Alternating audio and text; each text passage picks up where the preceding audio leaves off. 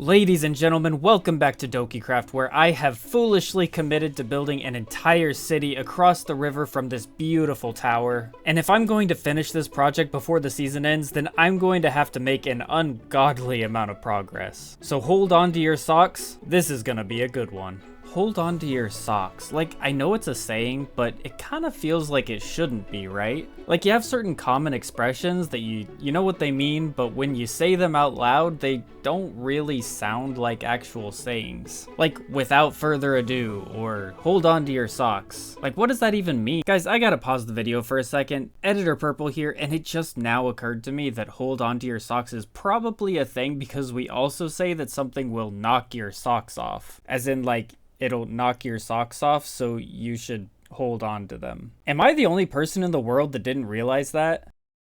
Well, at the moment, it's just a giant gouge in the land, but I think it's a pretty decent start. Rather than gently sloping the land down, I decided to just go with the cliff faces on either side. And I mean, it makes sense over here because we're gonna have the continuation of the wall. But on this side, I'm thinking we do something kind of similar. We put up like a little mini wall and we can turn this into a canal. I feel like that's something I don't do a lot in Minecraft. I spend all sorts of time going over the natural terrain, terraforming it, making it look nicer. But at the end of the day, I'm the one doing it. Like, I'm changing the natural terrain to make it look natural. And I think that's great. That's actually one of my favorite things to do in Minecraft, but I think in this particular instance, it'll be really fun to make a big change to the terrain and then actually give an in-world reason as to why it is this way. So if I didn't already say it, we're gonna turn this into a canal. One problem that I did run into is I want to eventually fill this all up with water, and one of the really big problems with filling stuff with water is that you really need it to be on the same level. Let me just grab some buckets. So the water level is right here, but I want to extend this over to the newly made canal. But if I just go down the line and I create all of these source blocks, then unfortunately, no matter how much water I use, we're never gonna get into the central area. However, if I grab myself some dirt and I just start placing all of this down below, then you'll see, and it's gonna be really embarrassing if this doesn't work, but hey, it is working. You see the water just automatically creates all of these source blocks, and it makes my job so much easier. So when digging a hole that you're eventually going to fill with water, you kind of find yourself in a catch-22 situation. So if I run over here and I just start mining, the mining is going to be plenty easy, but then once I finish digging it down, the water placement is going to be tough. Or I can do the opposite like I did over here, and I can fill in all of the dirt and then I place the water, and in this situation, the water placement is really easy, but then I have to do all of the digging underwater, which is much more annoying. So I think what I'm gonna do is I'm gonna get rid of all the water here and in the middle, and I'm just gonna do the digging first.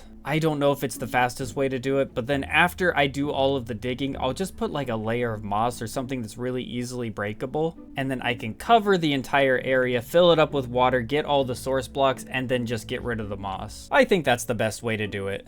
Man, I put the beacon all the way over there because I didn't want it to get in the way of the time lapse, but now it doesn't reach over here. No, that's fine. I'll just put one over here too.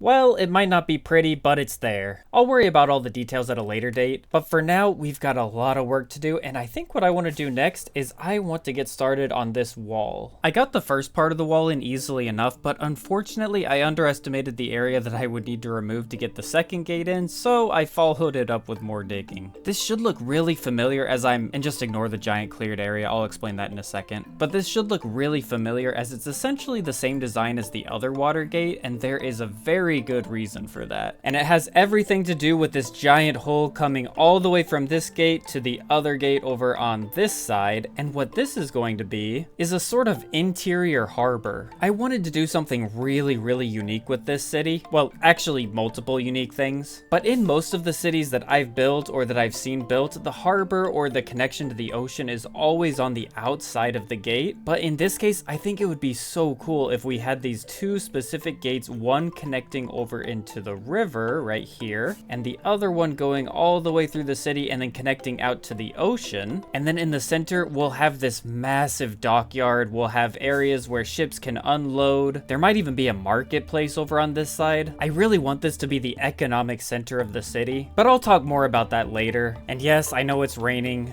It started raining right after that last clip, and I just can't be bothered to wait all the way until night to make it stop. But for now, I want to take a moment and just give a really big thank you to a couple members on the server. This is an absolutely massive project, and even though all this digging is just a tiny part of it, it was still a pretty substantial undertaking, and without Sam, Starkings, and Kat coming to help, this video would be even later than it's already going to be.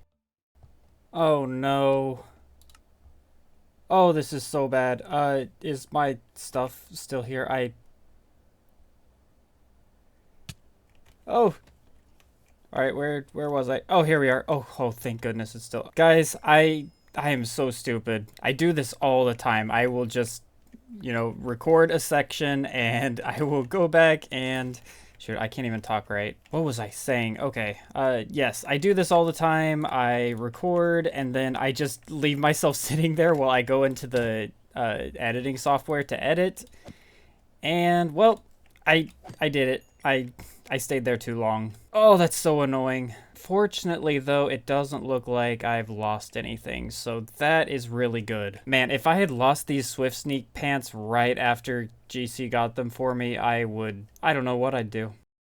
Getting started on the center portion, and honestly, it seems like every time I finish with digging something, I realize I have to do a bit more, so I finished that before getting started on a little more resource gathering. Despite having most of what I needed, the things I didn't have were annoying to get. Cracked bricks that have to be run through furnaces, packed mud which requires wheat, which is one of those things that I always assumed I had until I actually checked. Side note, these wheat fields probably aren't going to stay, but I am thinking about doing some big farms over the landscape somewhere in this general direction. And the worst of it all would have been the brown mushrooms, but liking them shrooms really saved me with their incredibly reasonable prices. Thanks, Axe. Finally, after moving a beacon for what feels like the 5th time this episode, we can get started.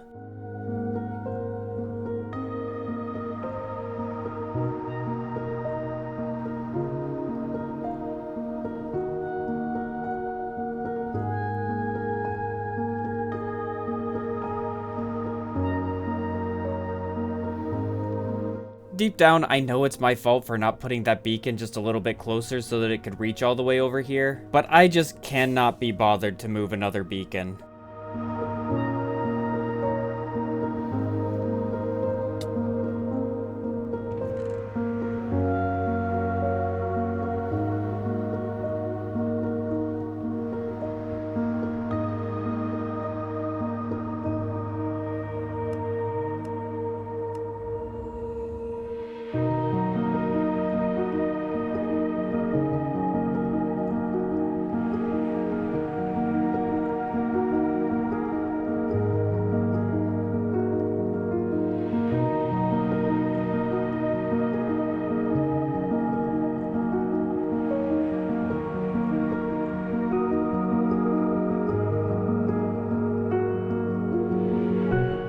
Wow, where do I even start with this? After I decided that I wanted to do this interior harbor, I was stuck with a really interesting question. What exactly do I do with this huge interior section of land? And to be honest, I was really stuck on this for a while, but after fiddling with a couple different ideas, I settled on one that I think is really interesting. This section is really large, to be completely honest. I mean, it doesn't look big compared to everything around it, but this is still a good, I don't know, probably pretty close to 100 blocks across. Actually, I just checked and in this spot, it's more than 100 blocks. So like I said, this is a pretty big area, but at the same time, I didn't want to have any bridges across here. I don't know why exactly.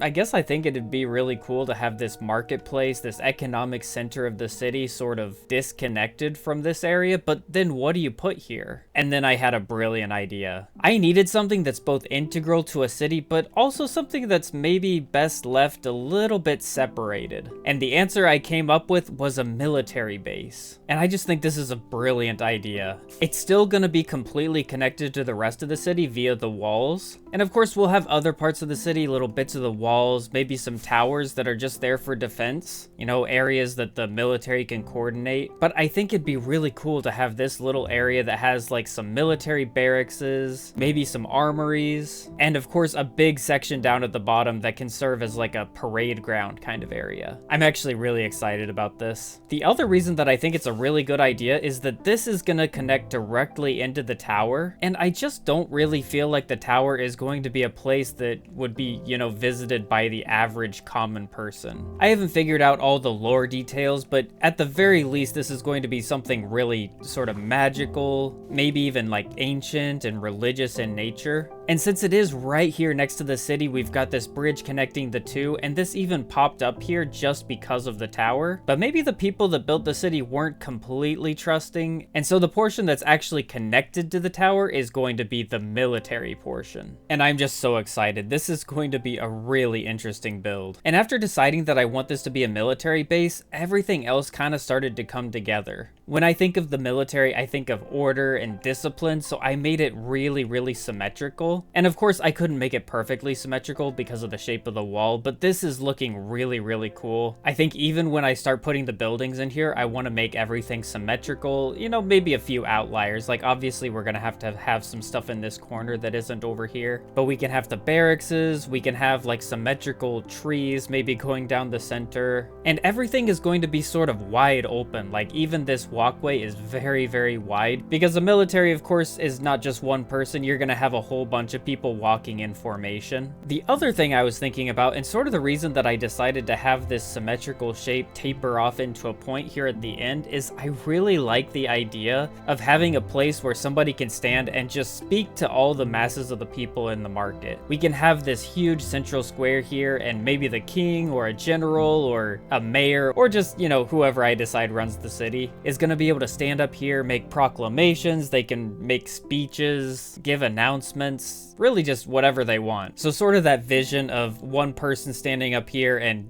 talking down to all the masses of people, that was really a big part of how I went about designing this. Now, aside from this central area, because it wasn't the only thing I did, I also went over on either side by the water gates and I created the interior wall. And of course, I've still got to connect the two together, and it's the same way over on the other side. But as far as this goes, you'll see I have a whole bunch of cobblestone right here. That's mostly just because this is all going to be filled up with water. I'm thinking about turning all of this to cobblestone as well, and I'm not sure what exactly I'll put down here. Maybe mud, because mud usually makes water look pretty good. I don't know. I'll decide on that when we get there. But something that a few of you might have noticed, and probably several people are a little bit annoyed about, is you can see the gradient on this part of the wall and the towers themselves doesn't really line up. Don't worry, I'm with you on that one. There is, of course, a reason that it's this way, and that's because I wanted the exterior of the wall to look just a little bit darker. You can see the tuff goes quite a bit farther up on the wall, whereas I wanted the interior to look a lot lighter, so we used a lot more of the stone. However, when looking at it from the inside, we definitely want these towers to match the interior portion on the inside and the exterior portion on the outside.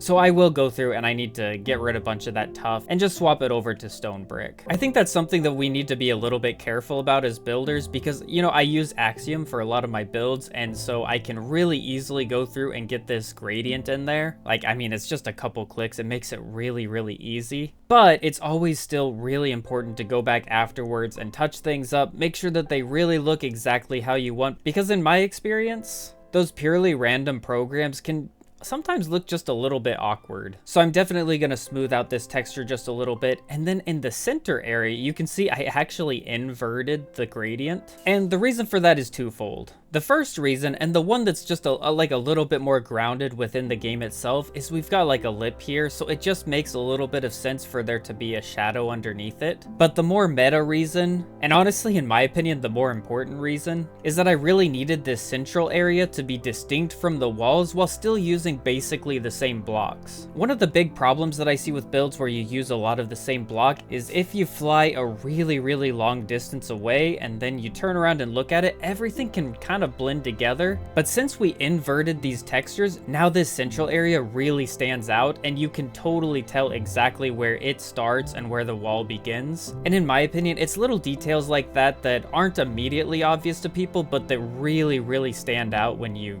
know, actually look at it. But anyway, it seems I've talked so long that the rain has started again, and I think it's time that I go through, and like I said, I'm just going to clean up the texture on the towers and this central wall just a little bit. But while I'm doing that, I think I'm gonna send future me over to go check on some shops. Everybody, something really terrible has happened. We sold out of Trocap boxes. I mean, the diamonds are nice, but these things are literally the worst. For those of you who don't know, Trocap boxes are essentially boxes filled with fully enchanted diamond armor, fully enchanted diamond gear, elytras, basically everything that you could possibly need if you happen to die and lose all of your gear. And I decided to sell them for incredibly expensive because I never wanted to actually refill that shop again. But somehow it happened anyway. Well, this is going to have to be a project for later because I just cannot be bothered to do that right now. But for now, and wow, this interior is a long time coming. And I hate to say it, it's not coming this episode.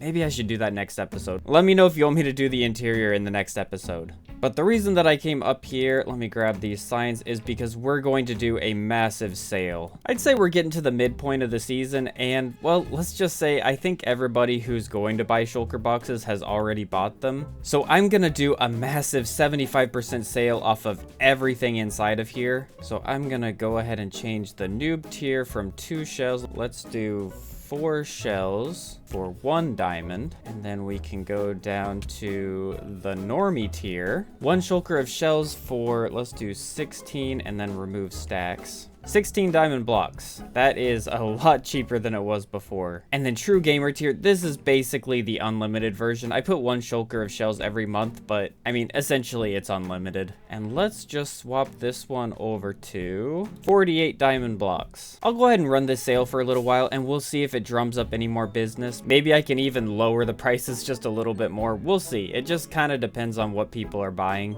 Oh, love looking at the butterfly. And then as for the thrift shop, I'm pretty sure I don't really need to do too much with this right now. We've still got a decent amount of just random assorted stuff in here. I imagine most of like the really premium stuff is gone by now. And let's see what we've got in exchange. Let's see, we've got, oh wow, that's a lot of diamonds. A bunch of mini blocks, which is really interesting. A black rabbit head, a flow armor trim. I mean, there's some really interesting stuff in here. I think what I'll do is I'll probably just put all that back into the shop and then we'll use that as our next stock. But I do still have a whole bunch of secrets that I left in here, little Easter eggs for people to find, and as far as I know, nobody's found them yet. I don't know, maybe I hid them a little bit too well, maybe people aren't really looking for them, but it's all good. I'm still considering the thrift shop to be an incredible success. I mean, look at all of the stuff that people have given. We've got, this is really loud, but I mean, look at all the people who have, you know, put down what they've got. Like Sammy got 5 shulkers of stone and paid 18 really rare diamond ore. Landslet bought a diamond axe and paid 3 stone slabs. GC bought 1 stack of poppies and paid a cat. Is there a cat out here somewhere? No, not outside. Did I just miss it? Huh. Well, maybe the cat ran away. That would be kind of sad, but it could be back here. Nope. GC, where'd the cat go? But anyway, this is exactly what I wanted the thrift shop to be. Just people coming in, grabbing whatever they want, giving whatever they want in exchange. And then I just take all of this and put it back into the shop.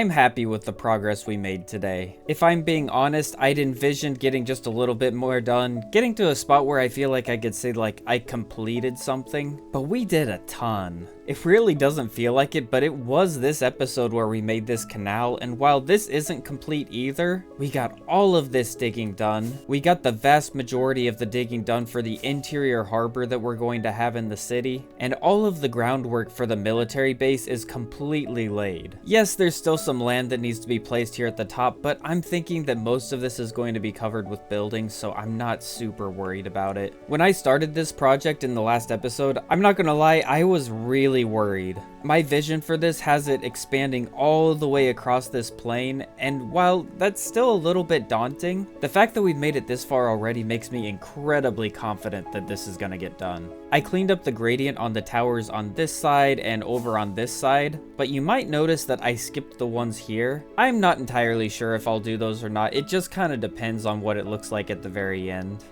I want to get a lot of the buildings in here first, and I can finally sleep. Guys, I was pushing it through the rain, but I don't like recording in the rain. But like I said, I want to see what this looks like, and then I'll decide if I want to lighten these up as well. Maybe it'll look better like this. It really just depends on, you know, how I end up designing everything. But I think this is where I'm going to end the episode for today. If you were hoping for me to actually complete something, I'm really sorry, guys. I always like to end every episode on a sort of, at least a spot where I can say that, okay, this project is done, but it's just not gonna happen this time, and I really, really hope that's okay. In the next episode, I want to get into the details on the military base. We'll probably fill in the water in the harbor, just get a lot of the details that are gonna make this really feel alive in there. And as all this comes together, I'm just getting really excited. I've got the render distance up really high just so that I can see everything in my base now, especially when I fly, you know, really far away, and then I turn around as the tower is coming in, and